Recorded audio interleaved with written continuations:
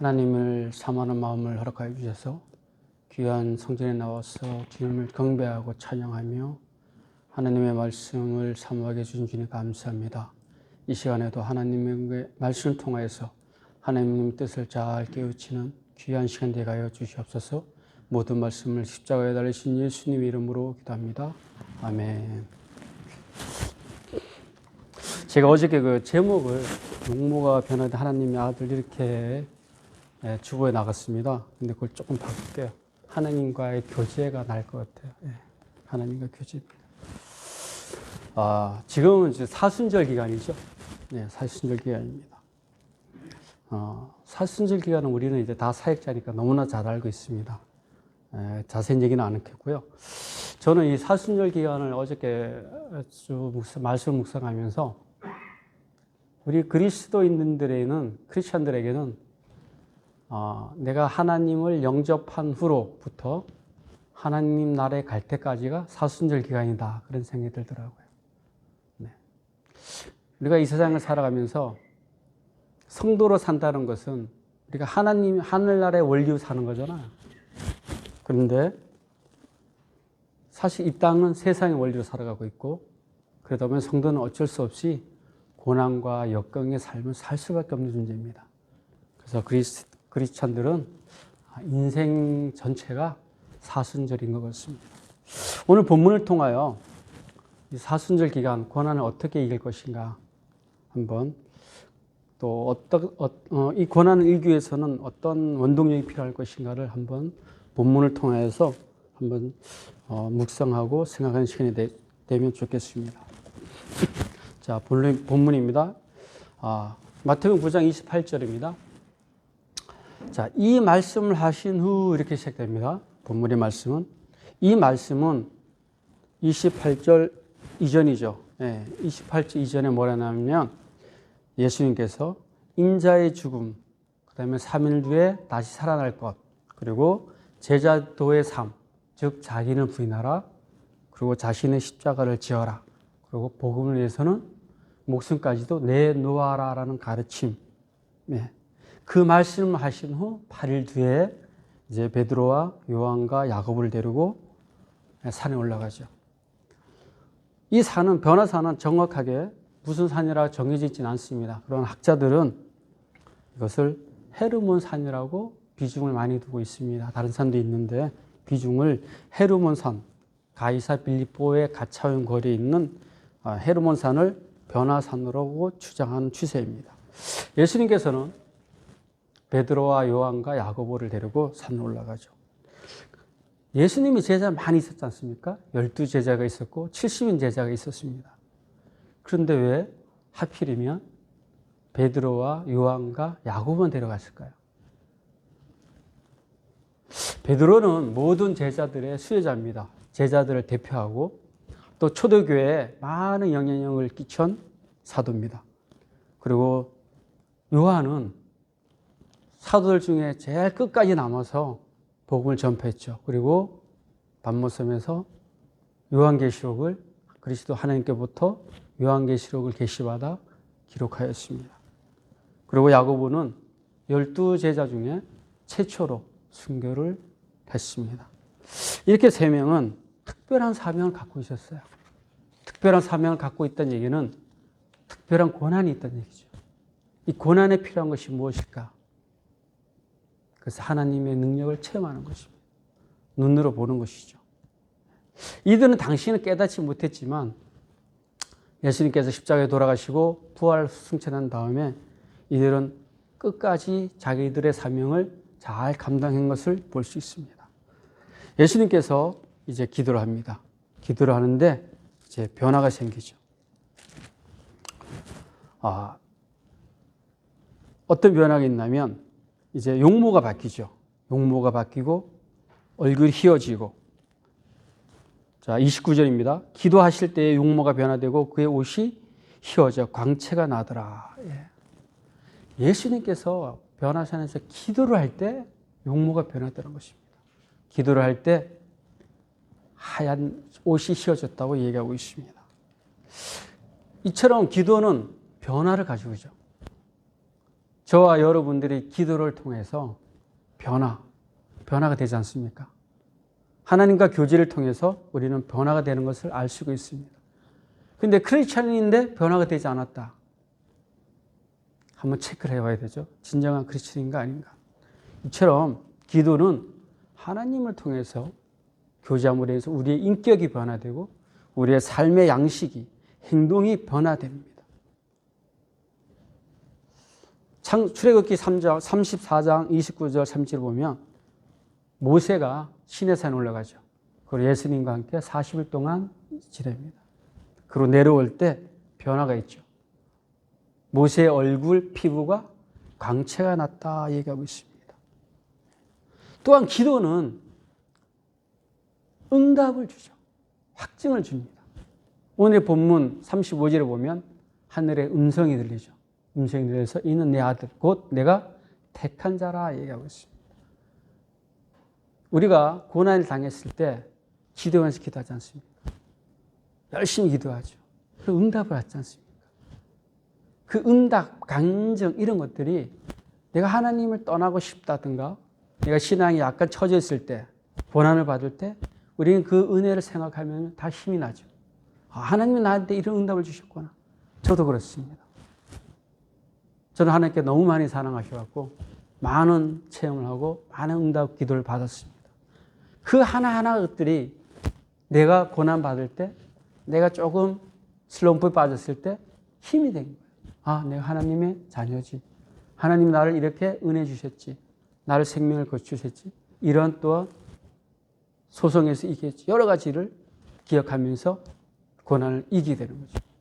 아마 요한도 그렇고 베드로 그렇고 야고보도 하나님 예수님의 그 변한 모습, 천국에서의 그 모습, 변한 그 모습을 보고 확신이 섰을 겁니다. 그래서 이들은 100% 순교 자리까지 갈 수 있었던 거죠. 기도 중에 예수님께서 용모가 변했습니다. 그런데 30절 보니까 문득 예수님 곁에 두 사람이 나타납니다. 한 사람은 모세고 한 사람은 엘리야입니다. 성경에는 많은 선지자들이 있죠. 에녹도 있고 노아도 있습니다. 그죠? 이사야도 있습니다. 그런데 여기는 지금 모세와 엘리야가 나타납니다. 등장합니다. 그래서 저는 이 모세와 엘리야가 왜 여기 나타났을까를 한번 묵상해 왔어요. 그 주석서를 찾아보고 연구를 해봤는데 모세는 구약의 율법의 수여자였습니다. 또한 우리는 모세가 예수님의 모형임을 잘 알고 있습니다. 모세가 시내산에서 내려올 때 얼굴이 어떻게 됐죠? 광채가 났습니다. 지금 예수님의 모습도 광채가 나죠. 마태와 마태는 이 여기 30절에 뭐라 표현했냐면 예수님의 얼굴이 해같이 광채가 났다 이렇게 표현하고 있어요. 모세의 그 광채가 예수님을 표명하고 예증한 거죠. 예표한 것이죠. 그리고 오실 메시아의 완벽한 모형 모세입니다. 엘리야도 마찬가지입니다. 엘리야는 오실 예수님을 예표하고 있죠. 준비하고 있죠. 그런데 이 지금 예언된 예수님의 모형 모세와 오실 예수님을 준비하는 엘리야가 예수님과 함께 지금 자리에 있습니다. 이것은 무엇을 의미하냐면 예언이 성취된 완벽한 자리라는 것이죠. 이 자리에서 지금 대화를 나누는데 31절 무슨 대화를 나누죠? 세 사람이 예수님의 죽을 별세할 것을 대화를 나누고 있습니다. 예수님의 모형과 예수님이 오실 길을 예배하는 자와 성경에 예언된 예수님 세 분이서 무엇을 토론하죠? 죽을 것을 때 십자가의 죽음에 대해서 지금 얘기하고 있습니다. 이 내용을 보면 메시아의 최종 사역은 어디서 이루어진다? 십자가에서 이루어진다는 사실입니다. 여기 보면 이제 별세라는 단어가 나와요. 별세라는 단어가 나오는데 제가 원을 한번 찾아보니까 이 말이 에소도스. 이 에소도스는 모세가 출애굽할 때, 이스라엘 민족이 출애굽할 때 대표적으로 상징되는 단어입니다. 이스라엘 민족이 출애굽에서 엑소더스에서 어디로 가죠? 가나안 땅 가죠. 예수님의 별세가 이 땅에 살고 있는 사망의 그늘에 있는 원죄의 그늘에 있는 우리를 어디로 이끌어가죠? 천국으로 이끌어간다는 것입니다. 그것이 바로 예수님의 죽음의 의미죠. 불신자들에게는 생체학적으로 그냥 목숨이 멈추는 겁니다. 심장이 멈춰지고 의식이 멈춰지는 것입니다. 그러나 우리에게 죽음은 새로운 천국으로 들어가는 관문인 거죠. 출구가 되는 것입니다. 지금 이런 대화를 나누고 있는 거예요.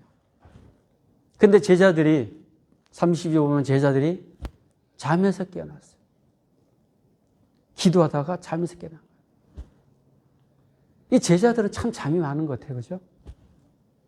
예수님이 기도할 때마다 자주 자는 모습이 성경에 기록되어 있어요. 저도 그렇습니다. 저도 침대에서 기도하다 보면 어느샌가 제가 자고 있어요. 저희 누님 목사님도 새벽에 기도하다 보면 늦게 올라와요. 기도를 이렇게 4시간 쎄요? 3시간 쎄요? 기도하다 잠들었어. 이런 거 보면 우리도 충분히 잘 수 있죠. 나약한 존재입니다. 아무리 우리가 주의 종이고 은혜를 많이 받을 때도 육체적으로 연약하면 잘 수밖에 없어요. 그러나 열심히 한다는 것이 중요하죠. 기도 자리에 있다는 것이 중요한 것입니다. 자, 베드로와 제자들이 자다가 깨어보니까 지금 놀라운 광경이 벌어지고 있어요. 어떤 광경이냐면 모세와 엘리야와 예수님께서 변화된 모습으로 지금 대화를 하고 있는 모습을 보고 있어요. 이제 모세와 엘리야가 이제 떠나라고 갈 때 베드로가 횡설수설하면서 얘기를 하죠. 33절 두 사람이 떠날 때 베드로가 예수께 여쭤보되 주여 우리가 여기 있는 것이 뭐하니? 좋사오니 우리가 초막 셋을 짓되 하나는 주를 위하여 하나는 모세를 위하여 하나는 엘리야를 위하여 지읍시다 라고 얘기하고 있어요. 베드로는 참 고백을 잘하는 것 같아요. 베드로가 예수님과 모세와 엘리야의 그 변화된 모습, 천국에 있는 모습을 보니까 너무 기쁜 거예요. 너무 기뻐서 이것이 좋사오니라고 얘기하고 있어요. 내려가지 말고 변화해서 내려가지 말고 이곳에 그냥 기쁨을 누리면서 머물자라고 얘기하고 있어요. 그러나 베드로가 의식 중에 하든 의식이 없는 가운데 하든 중요한 것은 예수님의 사역을 맡고 있다는 사실입니다. 예수님은 내려가서 십자가에 죽으셔야 돼요. 그런데 베드로는 그거 하지 말고 그냥 여기서 머무릅시다. 너무 좋습니다라고 얘기했어요. 베드로는 마태복음 16장에 보면 마태복음 17장도 지금 저겁니다. 변화산 얘기인데 16장 보면 또 이 앞에 사건을 보면 베드로가 그러죠. 예수님께서 인자가 대사장들과 서기관들에게 죽음을 당한 후 3일 만에 부활해야 된다라고 얘기합니다. 그러자 베드로가 안 됩니다. 그렇게 하지 마십시오. 그러자 예수님이 얘기하죠. 사탄아 물러가라. 너는 나를 뭐하게 한다? 넘어지게 한다. 그러면서 하나님의 일을 생각하지 않고 사람의 일을 생각한다. 지금 내용도 자세히 보면 변화선 얘기도 보면 사람의 일이에요. 하나님의 일을 지금 모세와 엘리야와 예수님께서 얘기하고 있는데 사람의 일을 여기가 좋사오니 여기 살자. 이것이 베드로만 그런 것이 아니라 우리도 그렇다는 거예요. 우리도 하나님의 일을 하나님의 일을 한다고 얘기하면서도 내 욕심, 내 생각을 할 때가 많이 있어요. 2014년도에 한 교회 단체에서 인도의 부다가야 마하보디, 발음도 힘드네요. 마하보디 사원에 갔습니다. 유네스코에 지정된 교회입니다. 절입니다. 여기 가서 땅 밟기를 하죠. 그리고 그 사랑 얼마나 그 찬양을 합니다. 이 차원에서. 그래서 한국인 비구니가 무건 수행 중이었는데 그걸 말리느라고 무건 수행을 파괴시켜버려요. 자, 그 모습을 보았다면, 그리고 관광객이니까 많이 왔겠죠. 이 크리스천들을 정말 하나님이 열심히 하는구나 라고 생각할까요? 저는 그렇다고 생각하지 않습니다. 하나님이 도로 영광을 저기 기댈 거라면 난 예수를 믿지 않겠다라는 안티만 일어났을 것 같아요. 어제도 사랑의 교회에서 집회를 열었습니다. 신고를 하고 집회를 열었어요. 근데 그 집회가 법 테두리 안에서 이루어진 게 아니라 법을 다 벗어나고 방역 수치를 다 벗어나고 거기서 집회를 했습니다. 그런데 무대에서 할렐루야를 외치고 아멘을 외치고 찬송을 하며 국민혁명당에서 집회를 했어요. 과연 그 집회를 보는 아는 사람들이 정말 열심히구나. 나도 교회를 다녀야 되겠다라고 생각할까요? 저는 반대라고 생각합니다. 교회 안에서도 마찬가지예요. 교회 안에서. 분쟁이 있는 교회 보면 반대파나 찬성파나 다 하나님 일을 한다고 얘기하고 있어요. 다. 그래서 우리는 기도를 통해서 과연 내가 하고 싶은 일을 하는 것이 아니라 기도를 통해서 지혜를 찾아야 됩니다. 하나님이 원하는 일이 무엇일까를 먼저 생각해야 되는 것이죠. 네. 하나님 일을 생각 먼저 하지 않고 내 생각, 내 원칙만 따지게 되면 이런 베드로와 같이 본의 아니게 하나님의 계획을, 사역에 반대에 서는 경우가 있다는 것입니다. 베드로가 이렇게 자신도 알지 못하는 말을 막 쏟아 놓을 때 하늘에서 구름이 싹 몰려오면서 변화산을 가득 메웁니다. 변화산은 구름이 가득 덮이고 하나님의 음성이 들리기 시작합니다. 구름은 하나님의 임재를 나타내는 것이죠. 시내산에 하나님 임재하실 때 구름이 가득 차였습니다. 그리고 출애굽기 40장 34절 38절 보면 모세가 성막을 하나님께 봉헌할 때 구름이 차고 하나님의 영광이 가득했다 얘기하고 있습니다. 또한 솔로몬이 성전을 봉헌할 때도 똑같이 구름이 쌓이고 하나님의 영광이 임재가 가득했다고 얘기하고 있습니다. 구름이 변화산을 덮고 그곳에 하나님의 음성이 들립니다. 이는 내 아들이다. 내가 뭐한 자다? 택한 자라 얘기하고 있습니다. 마태는 이걸 어떻게 표현하냐면 이는 내 사랑하는 아들이요 내 기뻐하는 자니 그의 말을 뭐하라? 들으라 얘기하고 있습니다. 마가도 동일하고 얘기합니다. 마가는 이는 내 사랑하는 아들이니 너희는 그의 말을 들으라 얘기하고 있습니다. 이 표현이 우리는 어디서 많이 들어봤죠. 낯설지 않아요.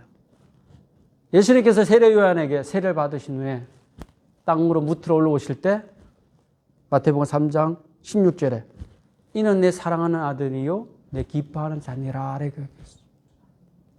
그러면서 예수님이 다음 행복 어디로 가죠? 사막으로 가서 시험을 받습니다. 오늘 변화산에서 예수님께서는 그 음성을 듣습니다. 하나님으로부터 이는 내 아들이라. 내가 뭐한 자다? 택한 자다. 그러면서 택한 아들이 앞으로 감당해야 될 사역, 죽음, 십자가에서 죽음, 그 죽음의 자리로 나가게 하는 것이죠. 우리는 기도라는 것이 하나님의 교제임을 잘 알고 있습니다. 그래서 우리가 저녁마다 때론 각자 주어진 시간에 전도 대상을 놓고 기도하고 있습니다. 또 개인의 문제를 두고 기도하고 있습니다. 기도는 이처럼 하나님과 호흡임과 동시에 하나님의 음성을 듣는 그런 자리입니다.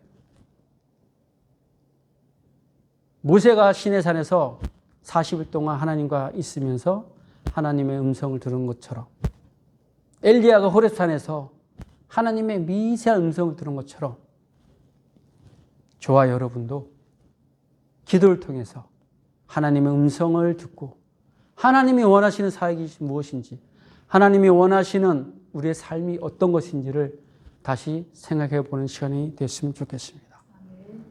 저는 개인적으로 여러분들이 기도 중에 너희는 나의 아들, 곧 택한 자녀라 라는 음성을 듣기를 예수님의 이름으로 간구합니다. 기도하겠습니다.